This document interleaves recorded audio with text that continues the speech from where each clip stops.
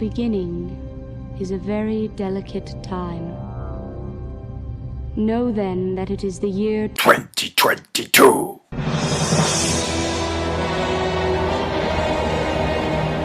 That legend that was of the awful. sea devils. Oh That was god. awful. God. I didn't hate it first time round. I was left kind of going, I was kind of just approving of the Sea Devils more than anything else. I got bored by it. I was like, I did find myself drifting onto the internet, and I thought, wow, that's a first. Yeah. For a first broadcast. Oh dear. Yeah. Was. Yeah. Hey ho. There's one more. I was very surprised because I was watching it and thinking, oh, this editing's a bit off. It's very sort of fan video-ish. And I thought it was just me being picky. And then like loads of people on the internet have mentioned it, the editing, which is something that never gets mentioned. Yeah. It was incredible. Yeah. Odd. Why is the Sea Devil in a statue? How has it survived that? Who did that? Yeah. What? Why does Dan agree to swim out to a boat full of bloodthirsty pirates? Why does Dan? I mean, why doesn't he take a boat to start with? He's in a fishing village. They've got boats. They've got a TARDIS. He just says, I was told not to wander off. And then, what the fuck, Dan? Dear.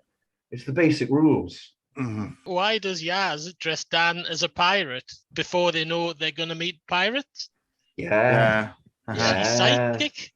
Clever Laz. I can't go forget her name right anymore. She's that nondescript Laz. Fuck knows. I don't know who she is. Laz.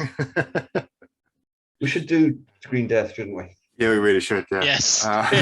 It is Sylvester McCoy, isn't it, Paul? Because we're not sure. Yes, it is Sylvester McCoy. Yeah. Good to know. Again.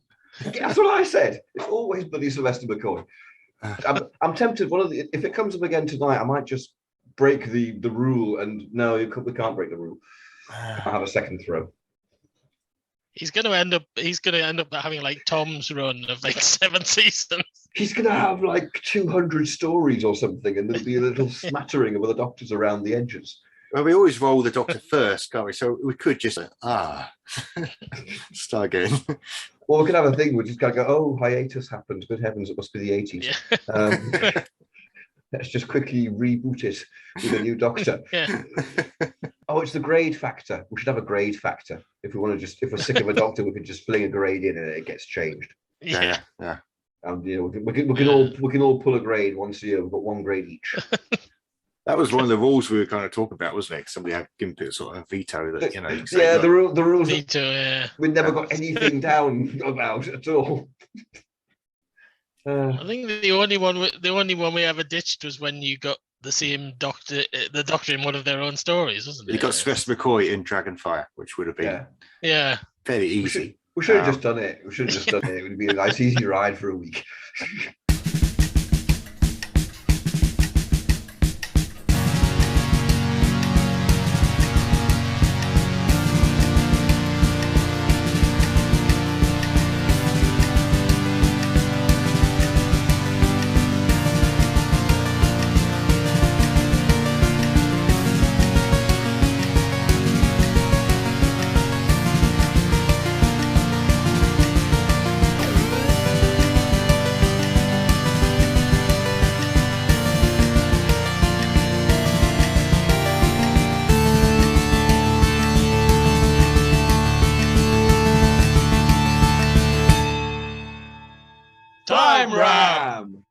I am the Eggman. They are the Eggmen. I am the Walrus. Welcome to Time Ram, the show where we mash up one Doctor Who story with a doctor that don't fit. Kind of like that opening sentence. But hey, I've been writing all day. I don't need to do sentences that work tonight. Welcome, listener. How are you today? Are you feeling all right? Did you get the daffodil I sent you? They didn't send you a daffodil. I sent you a daffodil. That was from me. All right, listener? Yeah. But it wasn't a killer daffodil. All right, because we're not doing that tonight. But we are in the Pertwee era, sort of. I better introduce my co-conspirators, haven't I? They're not conspirators. We're not planning anything. Well, actually, just before we did have a little conversation about book. Listener, you could buy that. Short print, man. It's cheap. With me tonight, I have, as ever, Mr. Paul Ferry. Hello. Don't know what that was. And Mr. Barry Williams. Hello. Right. And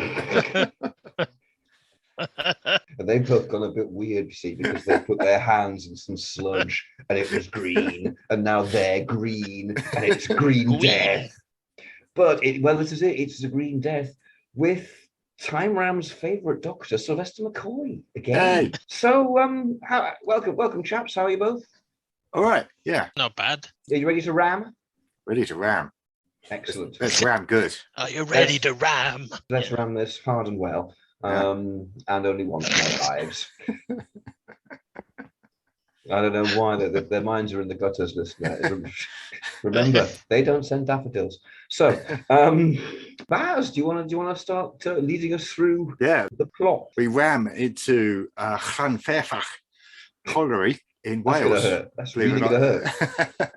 I'm not going to ram into colliery anywhere, and I'm from Newcastle. Tell you, collieries to ram into there. Oh, you thought that as a kid. So, yeah. Not anymore, because of Thatcher. Bloody Thatcher. Teenage Who men will be appearing again in this episode, probably. Can't ram collieries anymore. So, yeah, there's basically at the mine, he's got green stuff on him. And he kind of collapses. And that leads us straight into... And he's John Scott Martin. Almost certainly, yeah. With his finally gets his face on screen and it goes green. Maybe this is why he's always in the Dalek. Maybe if you just expose John Scott Martin to studio lights, he goes peculiar colours. He's in the demons. You're in the demons.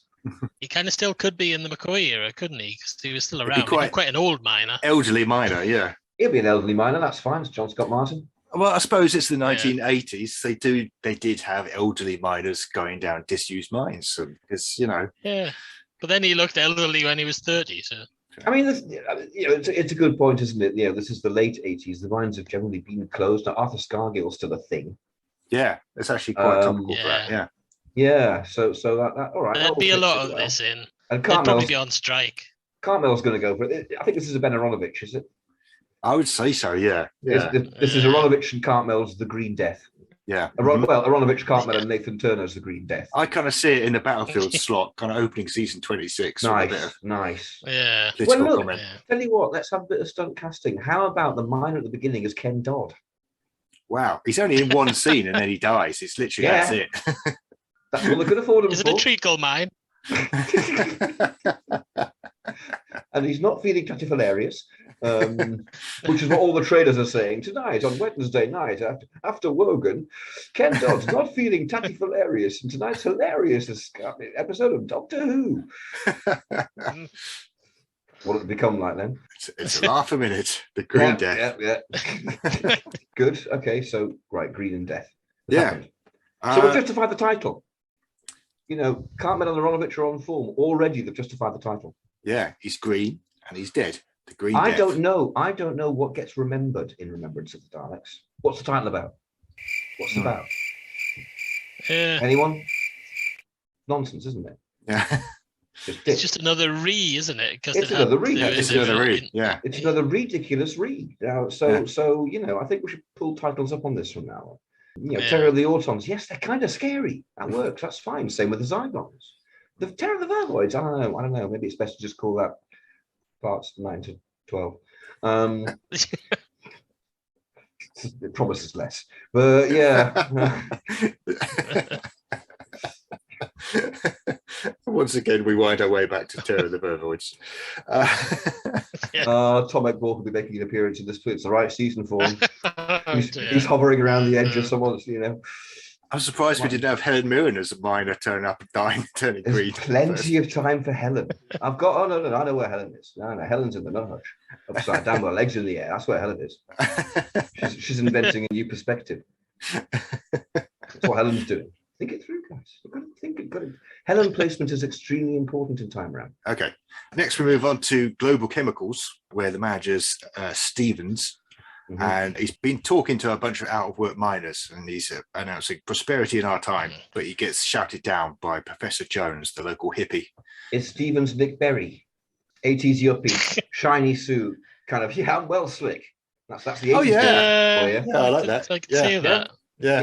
Yeah, make him a yuppie. Yeah, that's good. Yeah, I can see that. Excellent. And, opposite that, you've got still scruffy, long-haired, probably Cliff Jones, 70s flashback. Yeah. He's a 70s flashback, played by Bob Mortimer. Wow. No, he hadn't become a thing. Had they become a thing? Not really. I think. No. That would be great. Yeah. I think. Should you not be somebody Welsh? There's like more muck and more devastation. Would they still set it in Wales? They might set it in the northeast. Let's move it to the northeast. Yeah. Let's move it to home. There's never been a Doctor Who in Newcastle yet. It's Newcastle. Well, Curse of Fenric. Set near Whitby. I don't know. No, it wasn't filmed there. Killingworth. No, Mark of the Rani doesn't. Mark of the Rani is disallowed because of who hard talks funny, dirty. No, the South. Is this hard enough? You can't have Mark of the Rani. Sorry, because you broke it. You took the piss. So why we can't have nice Geordie things in science fiction? So I don't know where I'm going. Where are we? Prosperity in Our Time from Global Chemicals from Nick Berry in the northeast. Yeah, in the northeast. Already quite good. I quite like this. This is all right. So they would be on strike, wouldn't they? They're on strike. Yeah. And Professor Jones is maybe an older figure. Maybe he's like this kind of bald, pudgy, middle-aged Yorkshireman like Arthur Scargill. So who's playing Professor Jones? Alun Armstrong. Alun Armstrong. Hang on a minute. Because we haven't decided on a companion, but it's not going to be Mel. So it's Ace. Yeah. And in The Green Death, one of the main things about the storyline is that the companion has a bit of a thing with the professor. Yeah. I cannot imagine Ace and Alun Armstrong. I can't imagine it. I don't want to imagine it. It's a more accurate way to put it. And nor does listener, who is currently crying into that daffodil that I sent and they didn't. Well, I'm imagining it, and it's great. So she's just very attracted to his accent. Yeah. To his real Geordie accent. Listener, you heard me. I tried. What follows is on them. Okay. Ace and Alun Armstrong sitting in a tree with a particularly strong branch. Let's face it, it'll have to be. What happens next, Baz? Well, they all get called to the pit where they find the dead miner. Right. And then we cut to the Doctor. Hey! So they're materialising. Yeah, they have to be materialised. Well, I guess so, yeah. I mean, we can cut a lot of this because in the original version... I was thinking that. Yeah, episode 1, most of that can go in the quite a lot. McCoy. But we could move that lovely fledgling flies the coop line to the moment that Ace first claps eyes on Alun Armstrong and Sylvester just quietly goes, and the fledgling flies the coop, because he knows, because he sees what love is. And he's just Here's to the Future starts playing. And Alun Armstrong goes, all right. And Ace goes, wicked.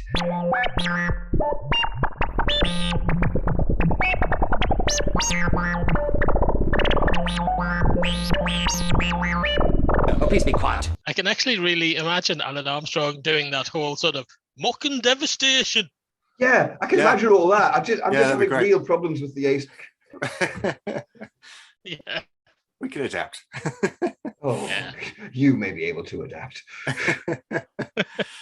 Yeah, as I was kind of trying to say, is the Doctor in the original version is based in Unit because it's John Pertwee, and he's offering to take Joe to Metebelis 3. So he goes off to Metebelis 3 for most of this episode. So, yeah. But Joe goes to Llanfairpwll. I'm getting more over the top every time I say that. Good thing you got a popper stopper. Yeah. I'll give that a scrape when you're finished. It's unlikely it would be called that in Northumberland, though, isn't it? Really? No, it would be called Pity You or something like that, wouldn't it? So, yeah. I quite like it being called Llanfairpwll in Northumberland, though. It was just settled by a random Welshman, and no one's had the heart to unname it. Welsh expats just in the northeast, just hanging about. Yeah, there was just one of them. It was like centuries ago. But as a mark of respect, like we'll keep that a little piece of wheels. Yeah. We'll keep it called Llanfairpwll. So Llanfairpwll, Northumberland. Yeah. Okay. Cumbria, maybe. Let's have it in Cumbria. I think that was in Cumbria. Are there any pits in Cumbria? There are now. There's one in Llanfairpwll. I don't know. Well, there is in this. There isn't. It's not important. Let's get on. Yeah. It's bloody important if they drill down and there's no frigging coal there. There's not giant maggots in reality, but there are going to be here. Yeah, but we know where the coalfields are in the UK. I don't know why I said, I have no idea why. Oh, shut up. Get on with it. Come along. Unless they're mining something else. They're not mining something else. It's all about coal. What about lead? Read of their pennants today. They are pedantic. Oh.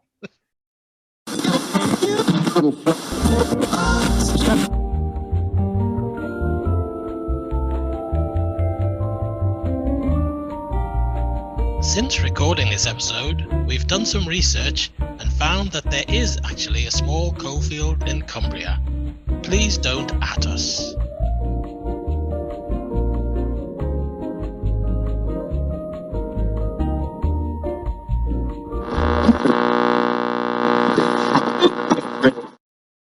So in the original version, the Brigadier and Joe travel together, which obviously isn't going to happen in this. No, we can't have the Brigadier because it's battlefield. Of course we can have the Brig. Old Brig turns up. Yeah. He can turn up, but they're not going to go up there together. The Doctor and the Ace turn up in the TARDIS. No. What's he doing in Northumberland?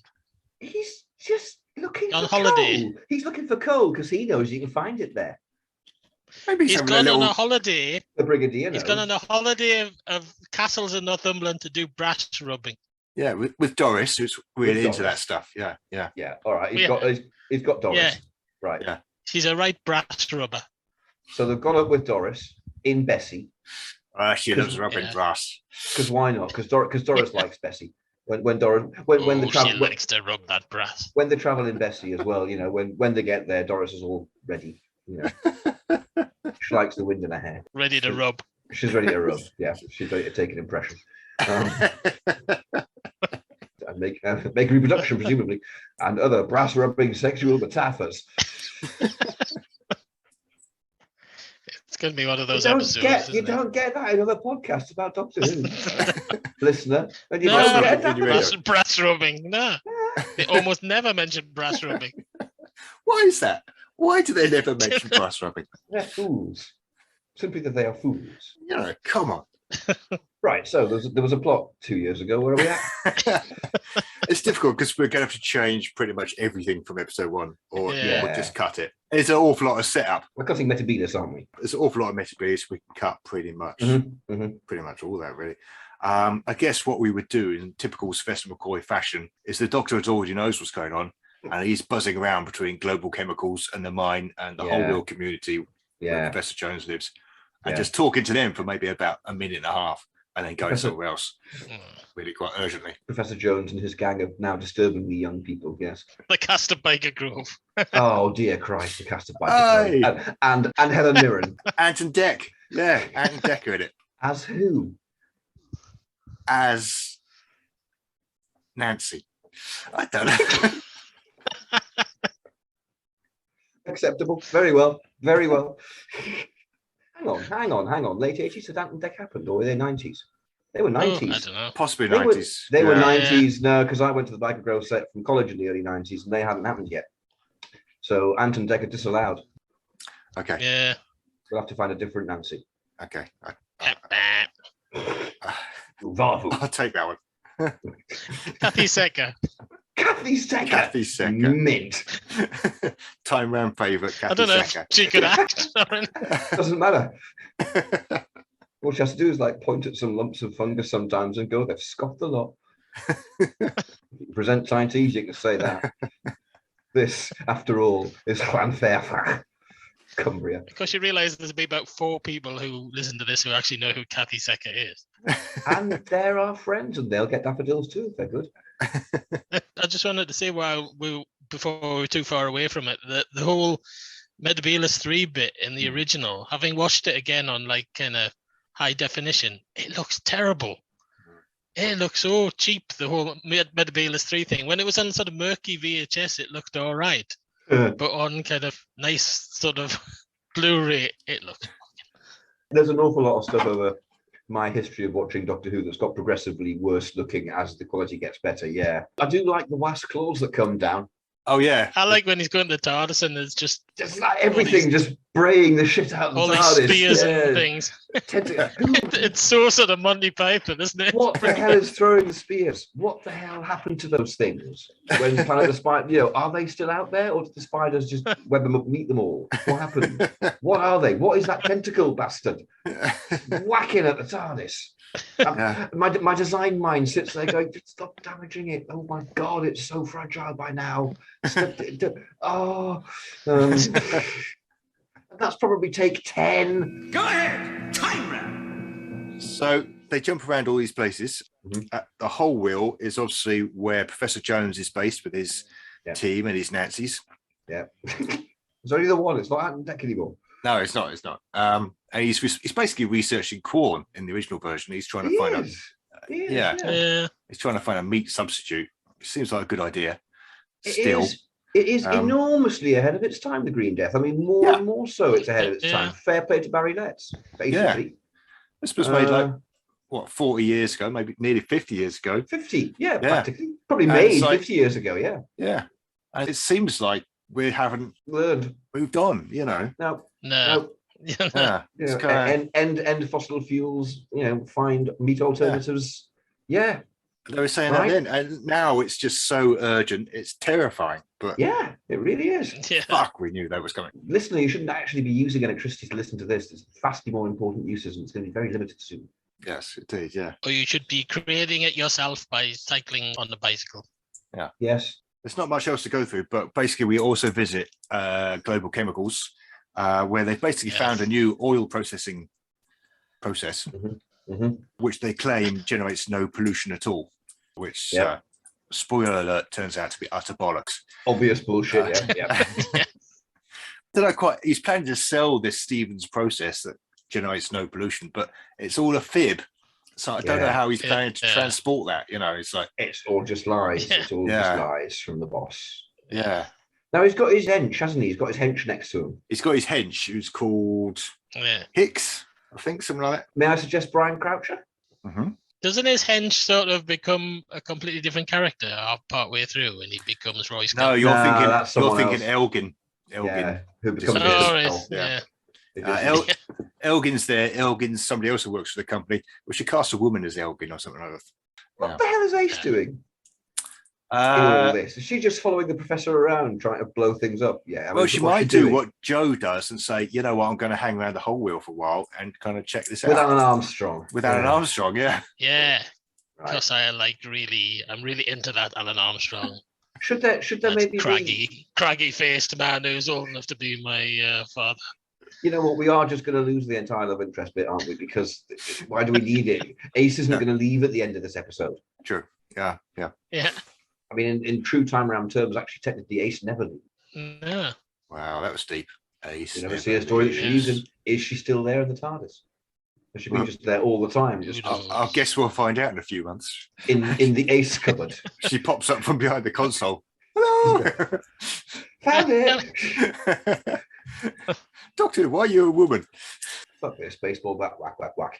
Reboot. So, yes. There's stuff going on at the mine as well. Yeah.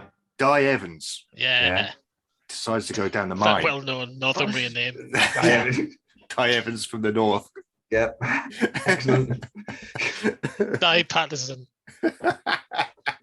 Yeah, it's the Evans bit that's the problem, right? I see.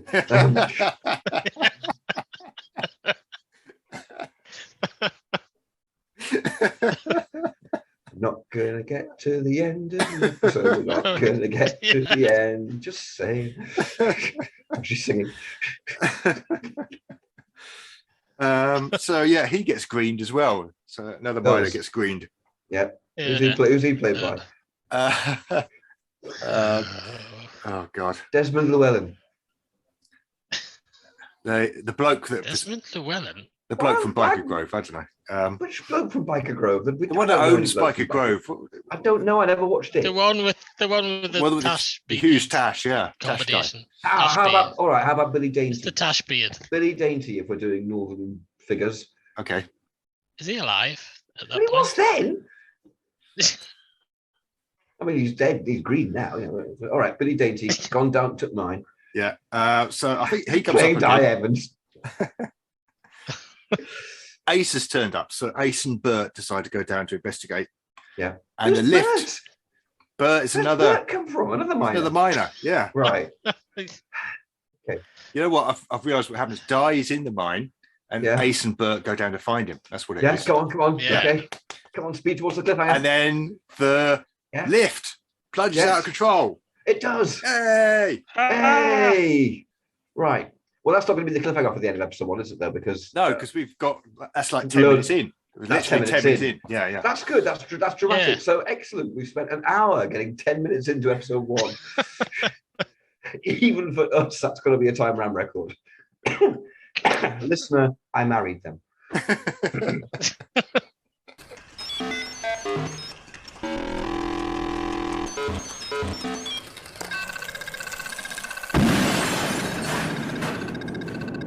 Thank you, Doctor. Stevens has got his henchman called Higgs. I've worked out. He's called Higgs. And so it transpires that he sent Higgs to stop people going down the mine. So Higgs is actually. Are we sticking with Brian Croucher? I'm aware if it's Brian Croucher. Yeah. Brian Croucher, Paul? Yeah. Right, Brian Croucher. Excellent. That's fine. I'm thinking, I don't know if there's an older character somewhere, but we should get John Woodvine in this if it's in the Northeast. He can play Bert. Yeah, why not? Yeah. Okay. He's just hanging out with a lot of old men in this. That's a thing. That's a bag. It doesn't seem very Aronovich and Cartmel to me. But but this is Time Ram. Okay. Time In Side Time as Ram, well. she really goes for the old man. I believe this is called wish fulfillment, listener. So the lift is plummeting down the mine shaft out of control. Oh, Could still? this be? It's been doing that forever. It's because you keep interrupting me. Sorry, Could this be gravity. the moment? Could this be the moment the brig turns up, comes to the rescue, or is he still? Yes, he stands at the bottom and says, "Stop." Taking rubbings? Holds it dramatically. Him and Doris. He's been doing some brass rubbing down the mine where all the brass is. down in the mine. Yeah. Well, maybe the brig saw a maggot because the brig's done nothing in episode 1 much, has he, so far? So maybe he sees a maggot and goes, "What the dickens is that?" And goes after it. With his terrier. Okay. Scottish Finest jacket, his unit terrier, deploy. We can save that for when the maggots turn up. He calls it Benton, of course. So yeah, there's another miner there. There's Dave. Is it Dave? Dave? Oh, God. Yeah. All these miners. So many miners. What are they doing in the mine? They're supposed to be on strike.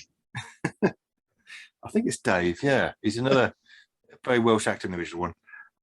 Dave, the doctor, and the brig slow the cage down in the original version. Oh yeah, they're all pulling it. Oh well, Sylvester's doing that and he's gurning, isn't he? Yeah. You'll be, yeah. There will be friction. He's sticking his brolly in. He's sticking his brolly in. He'll be sticking his brolly in it. Yeah. Who's doing the music?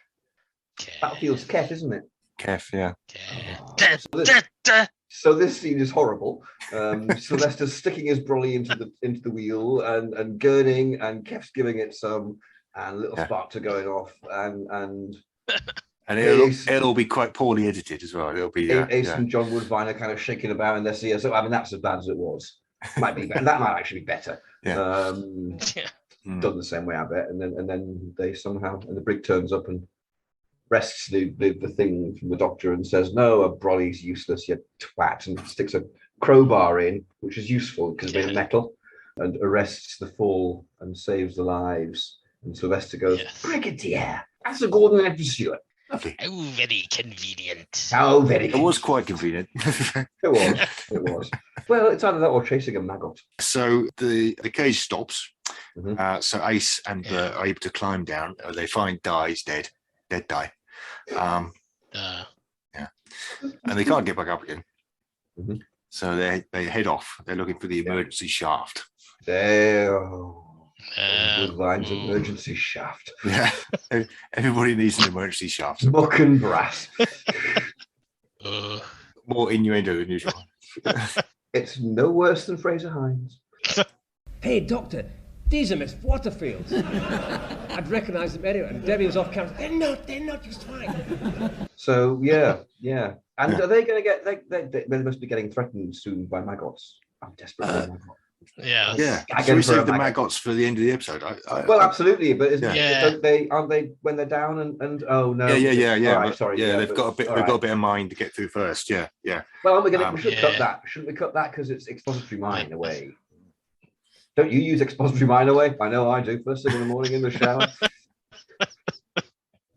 Because I'm worth it. Expository mine away. The Geordie thing. Thatcher. Yeah, we should have some bits with someone going, bloody Thatcher. Bloody Thatcher. Well, that'll be Alun Armstrong. And the brig going, yeah, she's done some good. And he's calling him a bilge bag for it. Yeah. Yeah. A fascist. Should be calling him a fascist. Well, she hasn't met him yet, but yeah. She's doing it anyway. She's that Fascist angry. Bill Bad, bitch, man. Really het up about it, his face. Time het up. Which is surprising because he's really her age. Brig. Older man, she loves it. The age bracket that she goes for. She loves the older right. men. Sorry, I thought about your. Yeah. No, not her actual age. No, right. I was confused. Time around's very confusing sometimes. We're not making it. None of us are making it easier. No, we're not. No, but as you're struggling manfully, so please continue to struggle manfully, Okay, I was struggling manfully. So, yeah, like John Woodvine's doing right now. he's taking Ace up the emergency shaft. I don't see what the problem is. He's struggling manfully. He's getting on a bit. It's an incline. It's a steep incline. Destroyed Paul. I don't know. Paul's broke. I'll tell you, it was John Woodvine taking Ace up the emergency.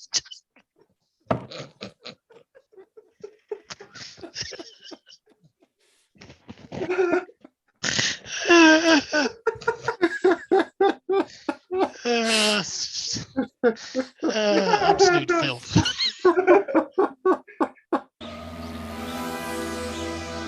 That's the exciting thing. Nobody in the universe can do what we're doing. The brig goes to Global Chemicals to get some cutting equipment where Stevens denies having any. Yeah. That would be Nick Berry being really smarmy and young against the brig, and everyone's going to hate him because everyone loves the brig. That'd be a good scene. Yeah. Mm-hmm. Yeah. And also a coherent one, which was the first for this episode. And Elgin is there. Elgin's confused because they do have cutting equipment. Can he be playing marbles? Can he be playing what? Elgin marbles. Who is Elgin? Who's playing Elgin? Is it Helen Mirren? Who is it? No, Helen Mirren. I've got Helen Mirren with her legs up in the air and the nut hutch. Obviously, I'm not sure with- you have. I'm sure you have. But in my mind. What was the question, sorry? it's Elgin. Elgin. Well, it could be the same guy. It could be him from Crossroads.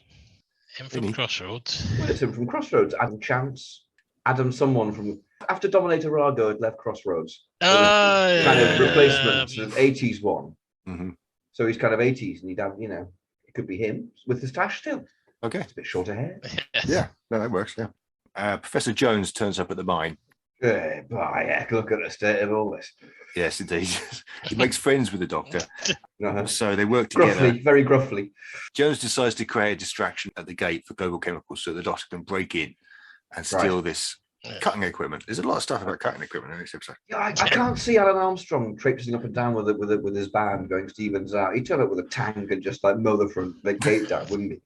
There you are. Yeah. There's a distraction. Hey, get the boys down there and stage a riot. That's what you do. You'd get a crew down there and kick the shite out of them. That's what's going to happen. It's not going to be pleasant. It's not going to be broadcastable. It's going to be GBH territory. As in the show a couple of years later, not just Beavis Bob Behind. The Alan Bleasdale series, yes. The Alan Bleasdale, produced by Verity Lambert. Hey, why don't we have Verity Lambert as Nancy in an amazing piece of stunt casting? J&T casts former producer in acting part. And then gets wheeled away on a trolley, I presume. Gets wheeled away on a trolley. If he hasn't been by the end of making episode 1, he's just a sterner man than I. The doctor gets caught and Stevens fobs him off. He shows him an empty room and says, yeah, look, don't got any cutting equipment because it's not in there, you see? Yeah. Very convenient. Okay, what about the one next door? No, it's not there. Yeah, and Sylvester takes one look back at the Almost factory indeed, yeah. Yeah, so, But fortunately, the Brigadier gets some cutting equipment from a local garage. So the Doctor and Benton. Dave. It's Benton's garage because it's established in the 100 that Benton went to. So it's a little cameo for John. Benton's there selling used cars. Yeah, used cars. Excellent. Yeah. Nice. J&T again. Yeah. You've got Brigadier Benton and Verity Lambert in one episode. That ticks the fan boxes. This is pure fan service. It really is. Well, apart from Alun Armstrong and other serious actors in these parts. Somehow. The Doctor and Dave go down the mine. They're following Ace and Bert, who find some green, and Bert gets infected. Yeah, got green on it. You got green on don't it. Touch the green eye. Don't touch it. Touches the green. It's like, fuck's sake, Bert. Achy breaky green. Look at it. Yeah. Have you not seen Inferno for a start? It's green. It wasn't that long before. It's green. It's green goo. No, you're in Doctor Who, mate. So yeah, he starts to feel increasingly shit, and to the point where he just says, "Go on without with us." That he does. Aye. And so the Doctor catches up with him and sends him back with Dave. So Alun Armstrong's Jones. So John Woodvine doesn't even make it to the end of an episode. He's in a bit part. Well, this is what happens when he's playing a minor. They don't last long. Yeah, he's got a decent sized budget. This story. John Woodvine's not going to be cheap. Yeah, you can swap it around so he's playing Dave instead. Dave lasts I a don't bit want longer. to swap him around. I'm confused enough already. Okay. I'm just desperate for a maggot now. Give me a maggot, baby. Okay. Yeah. The Doctor catches up with Ace, and they see some maggots. Hey! Yay! Happy now. I am. End of the episode? That's the end of the episode, I think. Oh, great. Fantastic. Yeah. Excellent. So that's taken us a long time. Right. How would the maggots look, do you think? Do you think they look the same? I think they look the same. I don't think you can do it better. It'd be sumo, wouldn't it? Probably. Colin Lapson was doing effects and things on Time in the Rally, so no reason why it wouldn't be Colin Lapson making them again. I just honestly don't think you'd probably the CSO probably be better, and you could do paint box type things with them. You could have one going somewhere where you could see the hand and just remove that after. But I hope they do them like that. I can't think of any better way to do it. Hand in a tube. Yeah, they might not use the fox skulls. They might just build something. Oh, they might though. Would you care for some tea? That would be very nice, thank you. Bert gets taken to hospital. Mm-hmm. Yeah. Which one's Bert played by again? Who's Bert? John Woodvine. No, he's John Woodvine. Oh, he just makes it to episode 2. He makes it to episode 2, but we don't see him anymore. That's it. He dies off screen. Right. Yeah, he's gone there. So, forget John Woodvine. He probably dies there, and then there's just a little soliloquy about it. Yeah. Mm-hmm. About how death is like burnt toast. They'll have a funeral for him at the end of the story. They'll have a funeral for all of them. They'll put them on a massive burning funeral pyre, and then Sylvester will go, it's still fossil fuels, kind of. And Ace will go, wicked! And lob a can of Nitro 9 on the whole lot of it. Yeah, she hasn't done much lobbing a can of Nitro 9, has she? Perhaps she should She's blow up down a coal mine. She's down, yeah, probably. They'll die. Oh, yeah. The gas says. Yeah, that's true. Yeah. The canary thing, they'll die. She'll want to, and the Doctor will stop But that could be a great moment of tension. Yeah, she wanders in, and the Doctor kind of goes, not today, Ace, I think. Won't be a jiffy. Absence makes the nose grow longer. There's more stuff going on at Global Chemicals. There's a guy called Fell who's kind of operating the kind of their tube another system. one. Yeah. And he's the one that's kind of responsible for pumping stuff into the mine, I think. Right. So Elgin kind of confronts him with, what the hell's going on. Gets his marbles out, gives it a bit of the jangle at him. So now watch it, mate. Yeah. And it's at this point in the story, where the original version at least, the Brigadier goes to Global Chemicals as well. Yeah. Tries to confront Stevens, and it gets fobbed off when the phone gets handed to the Prime Minister. Yeah. Who tells him to let it. And then, Yeah, well, that's definitely going to be a go at Thatcher. Yeah. Yeah. So let's just keep that pretty much verbatim. Though why the retired brig can just get on the phone to the Prime Minister. Yeah. And it's Stevens that knows the Prime Minister. Stevens has the phone across. So it's kind it would be as well. He'd be that oily kind of nasty Tory boy. Bastard. Yeah, he's given Thatcher some money in the past, and he has. Global Chemicals is doing very nicely, and he's probably got non-dom status. Yeah, so we've segued into Boris Johnson. Even Thatcher probably not as corrupt as that, but apparently, no, probably not. Apparently, our current Prime Minister is. So yeah. At time of recording, Boris Johnson. Remember him?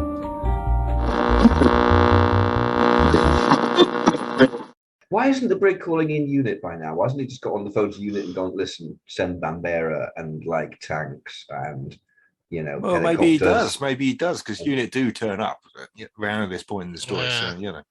True. You know, well, he does then. Good. Yeah. Good. Excellent. And they get there like that. The Doctor and Ace, they get past the Maggots in a mining cart. Mm-hmm. And they have to punt their way past them. Mm-hmm. And then they're climbing up the emergency shaft, where they find some eggs. Or, well, balloons painted silver, but they're meant to be eggs. Are these aces? Ace's well, eggs. Yeah, well, we know what happened with her and John Woodvine in the emergency shaft. Are these aces? I mean, it's the logical conclusion. You suggesting Ace lays eggs? Is she spawning? I don't know. I always imagine Ace would maybe just split into two, and then there'd be two of them. wicked. She metastasis. Yeah. Anyway, all right. So they're eggs then. They're not Ace's eggs or whatever. No, there's one ace there. They're great big eggs that belong to Maggots. They're Maggot eggs. Maggot eggs. Yes. So yeah, they're climbing up this emergency shaft, and they nearly have oil. Stop saying the emergency shaft. You're just saying it as many times as you can, aren't you? All right, I'll stop saying it. So the Doctor takes Ace up the shaft. Oh, behave. And that's the eggs. It's quite oily. It's quite all oily. The way up the shaft. It is. It's quite slippery. It is. Starting about. Sylvester will be doing pratfalls and gurning. Yeah, indeed. Yeah. Depressingly, just terrifying image by this point. A very, very slippery shaft. Yes. And the reason is that Global Chemicals are tipping all their nasty chemicals. Oh, thank God. Down here. Yeah. Yes. Right. Yes, now I'm dragging this back towards the storyline. Okay, it needs it, yeah. Yes. So yeah, Elgin saves them from being covered in juices. He said juices, listen, not me. I was saying green. But we've established it's called green. Green, okay, yeah. He stops them getting covered in green. So and they kind of spring out and all as well. Yeah. Good. Yes. So Fell's a bit confused at this point. Fell's the other guy that was He's not the only one. Yeah. I'm right with you, mate. Fell, you and me sitting in a corner, just a couple of fights going, I don't know what's going on. You know what's going on? I don't know what's going on, Root. Now, fair enough. He goes back to Stevens and actually gets reprocessed because Stevens is working. Who just fell? Yeah. So right. Stevens is working for a disembodied voice. Quite a fruity disembodied voice. Maybe that's Helen Mirren. It's not Helen Mirren. I've booked her. The boss should be a woman. The boss should be a woman. The boss, absolutely. Yeah. Who's that going to be then? Judi Dench. Can't afford Judi Dench. We've spent on Helen. And this is really cast heavy. And Ken Dodd wasn't cheap, just to die at the beginning. And John Woodvine, to be a corpse in episode 1. Fenella Fielding. Well, we like Fenella Fielding. Leading Fenella Fielding. You can never have too much Fenella Fielding. Sitting there at the voiceover booth, just scratching at it, going, oh, Pieta.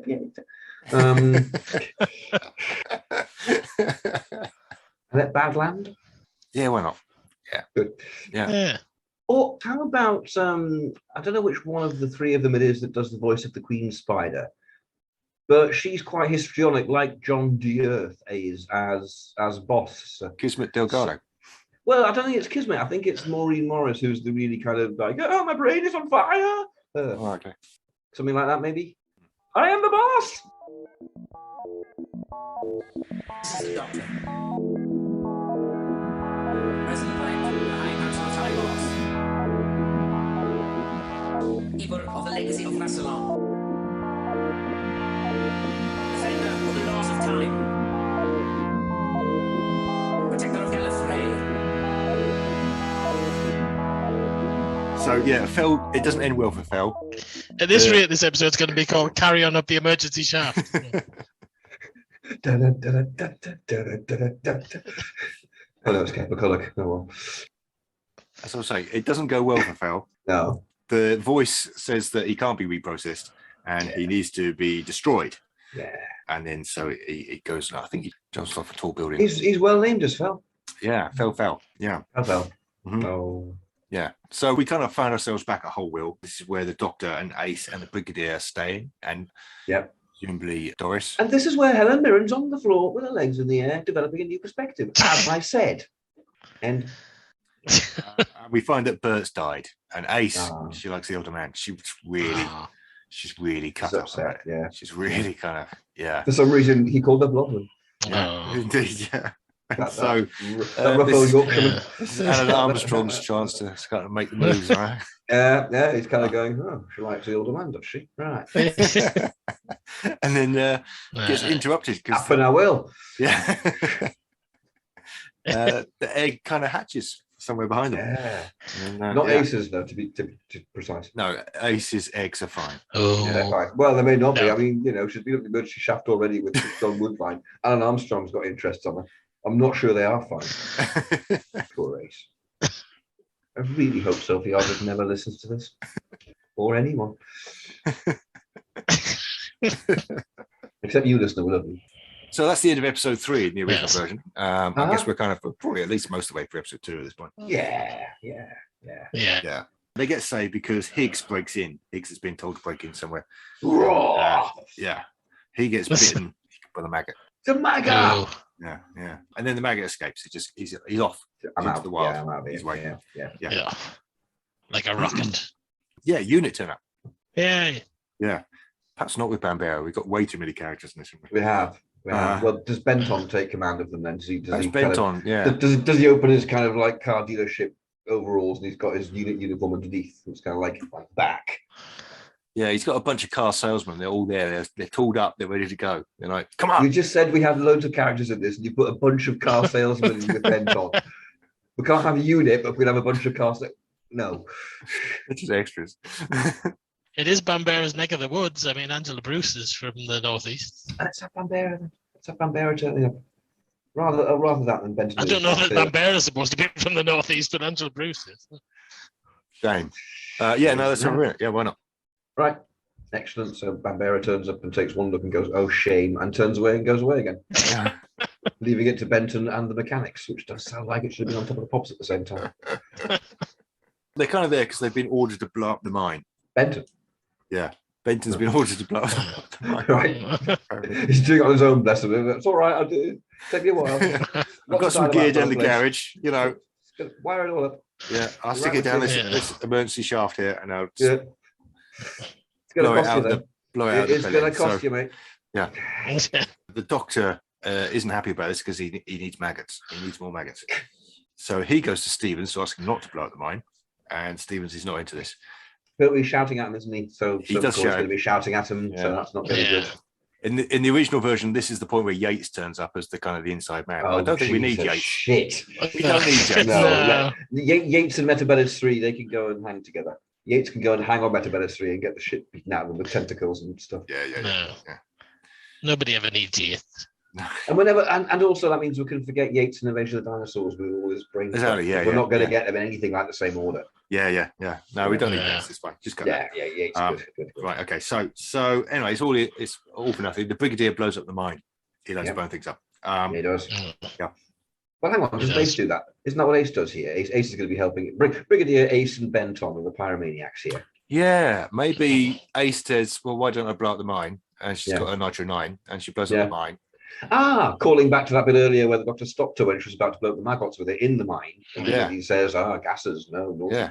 Now she's sticking Nitro 9 down the shaft. Yeah. Down the emergency shaft. She's kind of, it's a powerful statement. Yeah. And the next thing you know, maggots everywhere. Maggots fucking everywhere. Man. Maggots everywhere. Fucking everywhere. It's a pain. It was the wrong thing to do. Never listen to Ace. Behind the fridge. Yeah. Down the back of the sofa. Under Brian Croucher. Yeah. Under the sink with the Vim. Everywhere. Next to Helen Mirren. Yeah. Yeah, absolutely. Suggestively. Yeah. I was going to say between Helen Mirren's legs. I was more simple, but it's all, came out wrong. So, and they're bulletproof, which is not Helen Mirren's legs. They're bulletproof. I bet they are, though. I bet they bloody are. What is actually going on here? Because I'm confused. Are you confused? Pretty confused. Proper confused. So, yes, right. Where are we up to? Maggots everywhere. Yeah, maggots everywhere. Maggots everywhere. Is that the end of episode 2? Maybe let's make that the end of episode 2. Actually, And Sylvester kind of going, Yeah. I think I might have miscalculated one of those. Oh, kind no. of Yeah. There are maggots everywhere. Maggots everywhere. What a disaster. And Kev McCoy music going, dan, dan, dan, dan, dan, as like maggots go towards the camera. So yeah, they need to develop a cure for the maggots.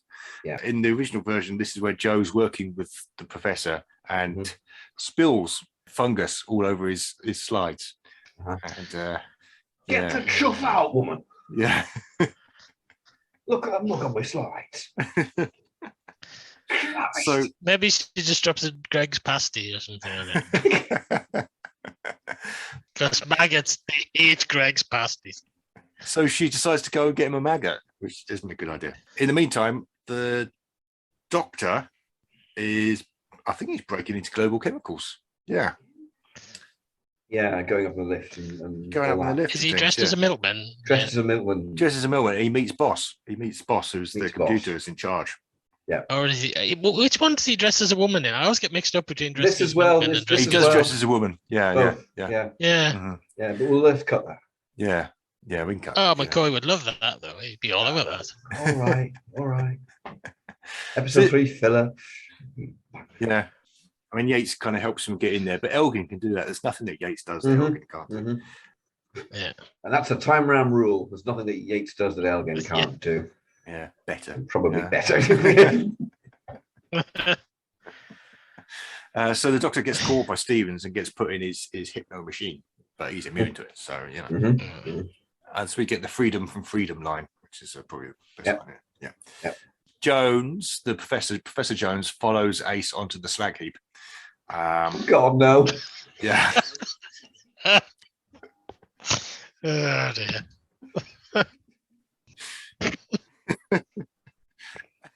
And it's all maggoty. Maggoty slag. It's infected. Maggoty slag. I think they had a few hits in the early 70s, Maggoty slag. Maggoty slag, yeah, absolutely, yeah. And then they're trapped. They're surrounded by maggots, and then the brigadier decides to bomb the slag heap. So, you know, it's kind of... Yeah. What's Doris going to say about that? Slag everywhere. And clinker. Okay. So is this the end of episode 3 now? Have we just done episode 3 in about 5 minutes? Just about. Jolly good. Good. Excellent work. Yeah. Good. Well done, guys. Let's just say the doctor rescues them, and we leave it there. Of the whole story. That's the end of the Green Death. The maggots just gone and take over the world. The flies happen. It's all bad. You know.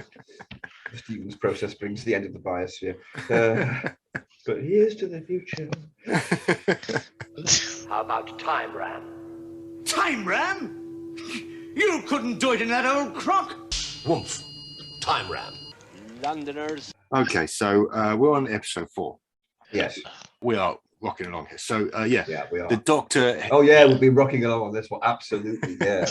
Rocking along. The doctor's immune to Stephen's mind probe. Mind probe, yeah.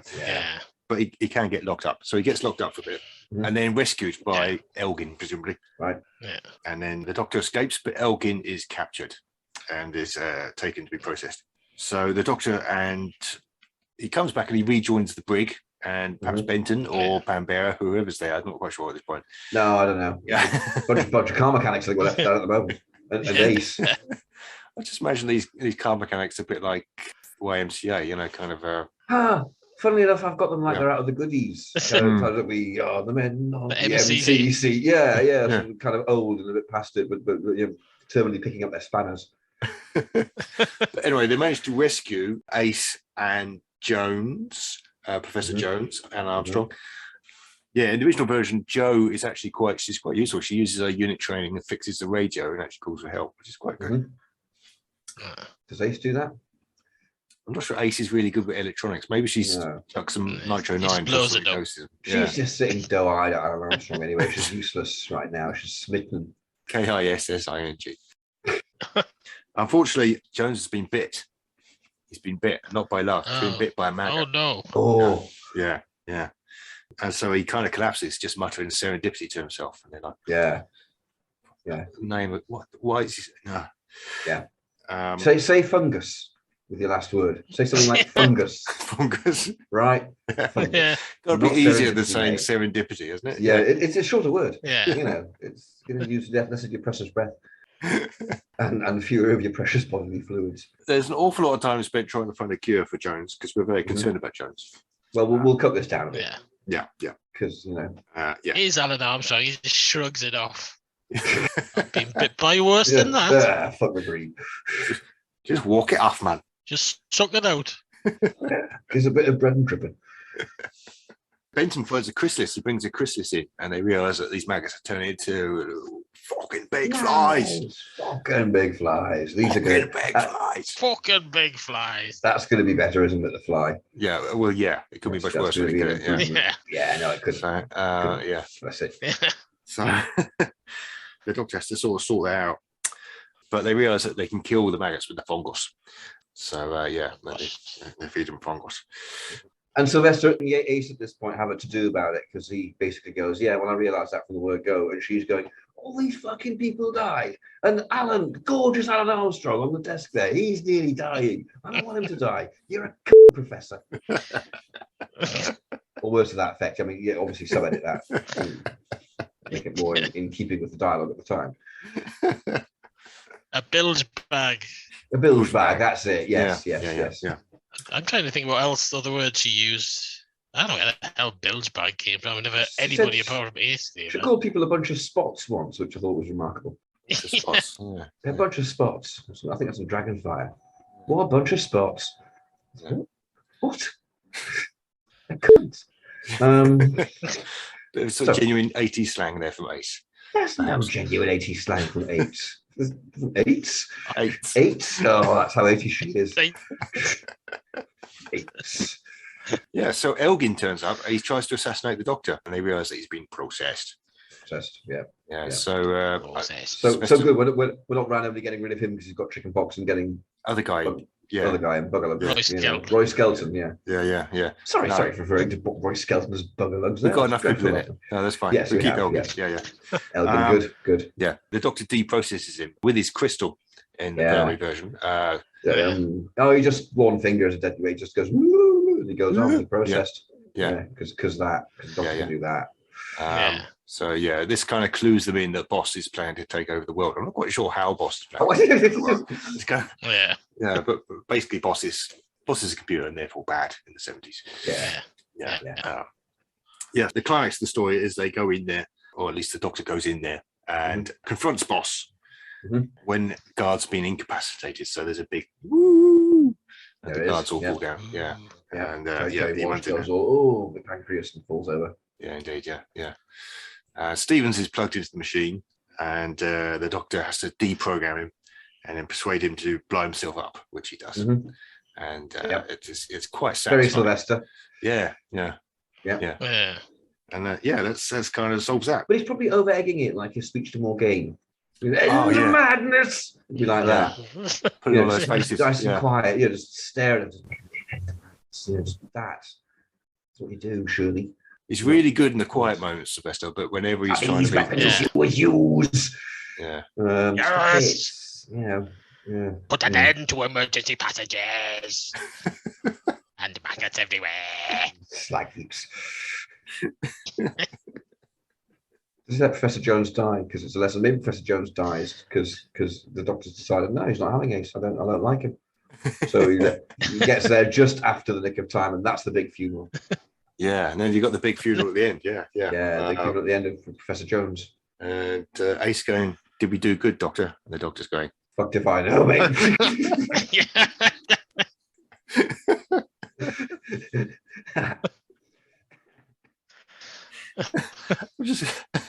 I'm glad we've managed to skip the Professor taking Ace up the Amazon. But yes, indeed, that's a merciful heavens. It's like it was bad enough. That was a shock. I've forgotten about that. I wasn't prepared for it. Anyway, good.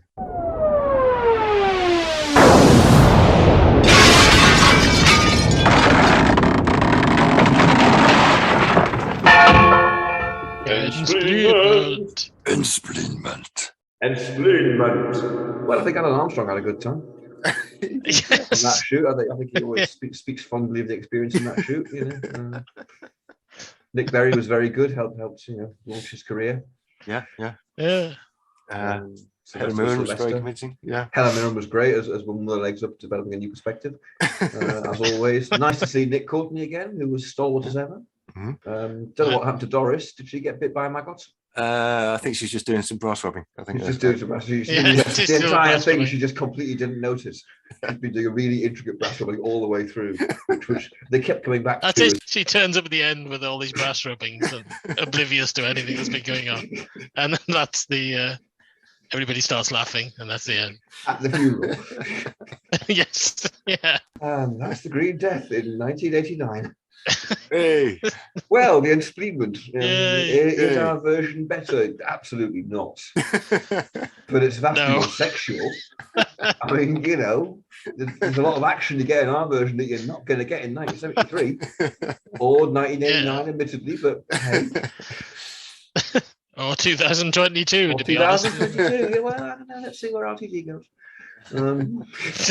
Did we want to give it marks out of 10 just for some kind of final assessment? Well, maybe laugh a lot, so 5. I'll give it 6. Generous 6. I would have said 4. I think Michael Kerrigan handled it very well. It did suffer from being all shot on OB video, but hey, there we go. Yeah. And yes, Mansfield. I mean, Alun Armstrong stole the show. Yeah. He did. Yeah. And Ace's heart. Yeah. I'm afraid I never found Sophie completely convincing in her naked lust for him, though. Didn't sell it to me. There you go. In those scenes where she's standing there kind of going, the wind's going through my hair and so on. And Alun Armstrong was going, Well, put a coat on then, pet. No, he's trying to seduce her. He's talking about being the wind in her hair. He's being a northern foot. I'm going to spin the numbers. Fuck it. Yes. Okay, the Doctor. Okay, I'm genuinely, we said earlier about that we've all got that the grade. I'm using my grade because we've genuinely got number 7 again. Fucking hell, yeah. Oh God. No, I mean, I'll seriously take a picture on my phone and send it if you want, but so we're not having that. No. I'm doing that's my grade on for the rest of the year though. I've used mine. Right. I've spent my grade. Yeah. Unless it goes to 7 again, in which case I'm allowed to roll over, right? Yeah. Yay! 5! Yay! Is that for the first time? Yes. Yes. First time, yeah. That was worth a grade. Yeah. That was worth spending my grade. Okay, Dr. 5. In fact, he's the last classic that we haven't had. Oh, hello. Better Alun Armstrong now, so. Just typing it in. Keep getting it. It's 62. 62. That's early. I think it's a Pertwee. Pertwee, I guess. Yeah, it is. The Sea Devils. The Sea Devils. The Sea Devils. Well, that's topical, isn't it? Yeah. Oh, the time round smiles upon us. Okay, Davison and the Sea Devils. Davison and the Sea Devils. Yeah. I quite like that. That could be really interesting. That could be really good. Yeah. Actually. Yeah. Hopefully they'll be a bit better than the Warriors of the Deep ones. Well, yes. Well, or they not. might. The trouble is, I think that if a recurring monster appears with 2 doctors and it gets a time round doctor, they're going to look exactly like that. Yeah. They're going to have. They should. That's what they look like in a Davison story. Yeah. And them coming out of the sea is going to be hell for the actors. They're just not going to go out of the sea. They're going to go. Well, that leather club. They're going to go on and they're going to die. Oh, fucking hell. Yeah. Good. Well, so the Sea Devils. Gossett, fill it up. Known for that terrible time when loads of extras died filming Doctor Who, but kind of blighted the story forever after. But Davison left soon after. I mean, it was the end of his last season, beginning of his last season. It was. Anyway, TNT insisting on using the actual footage was a bit of a controversy. It was a bit much. It was a bit much, but it was very JNT. Yeah. Have you seen the unedited VHS rushes of that scene? It's terrible. Perfect. Anyway, okay, that was Time Ram. I was Rupert Booth and may still be the next time we do this. Over there was Barry Williams. Yes. And over in the other bit there of the time round that we all live in. It's like the Goodies or the Beatles who all live in the same kind of weird ass dimension that's the time round. It's Paul Ferry. And heading back off up the emergency passage. Thank you. You can follow us on social media, if you want. We're on Facebook and we're all on Twitter. Yeah, I mean, we've got our handles. They might be handles. Mine's Rupert Booth. I mean, mine's easy. Mine's just me. Baz, what are you? I'm at Baz Time Ram. Paul? I'm at Paul Ferry 8. Yeah. I don't know. I don't visit myself. Yes, I'm expected to know, right? This is what I'm saying. Thanks to Ben Jones for doing the music. He's like Ron Gray now. He did it once and he gets credit every single time. We have our own website, timeram.com. You can even email us, info@timeram.com. You'll see the link there. We have a Patreon site if you'd like to send us a few shekels. That'd be much appreciated because we need to eat. And another way to support the show is to leave us a review on Apple Podcasts or wherever you download your podcasts from, unless it's the pirate thing, in which case that won't help us. Shut up, Paul. That was the Time Ram is over. Time Ram is over. Go away, listener. Smell your daffodil. We'll see you next time.